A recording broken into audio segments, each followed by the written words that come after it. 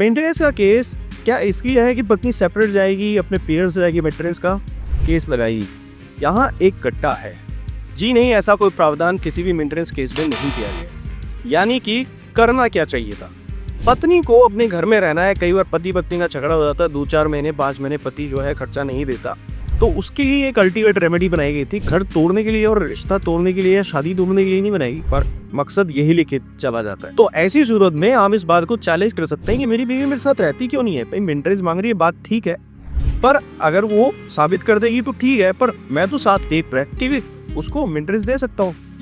अब यहाँ पर क्या होता है कि सेक्शन 125 में ये बात बकायदा कही हुई है, पर बावजूद उसके कोड इसके अंदर कई बार ये बात अड़ा देते हैं कि नहीं, अगर वो नहीं भी रहना चाहती है तो आप मेंटेनेंस देने के लिए उसे मना नहीं कर सकते।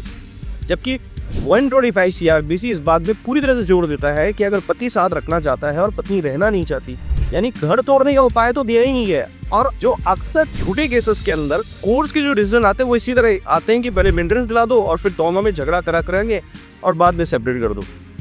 अगर हम इस बात पे एम्फेसिस देंगे, जोर देंगे, तो आपको फायदा मिलेगा। कुछ लोग आज किसी जजमेंट का हवाला देंगे, फलाने कोर्ट ने एक आधा, फलाने कोर्ट ने एक आधा, कि सेपरेट रह सकती है, अलग रह सकती है, साथ रहने के फोर्स नहीं किया जा सकता। तो मेंटेनेंस देने के लिए भी फोर्स नहीं किया जा सकता। अगर इस तरह के गलत डिसीजन पे आप गौर कर रहे हैं तो पहले कानून पे गौर कर लीजिए। जजमेंट्स आते जाते रहते हैं, पिछली बार से बढ़िया जजमेंट अगली बार आ जाता है। वीडियो अच्छा लगा लाइक करें, शेयर करें, सब्सक्राइब करें। धन्यवाद।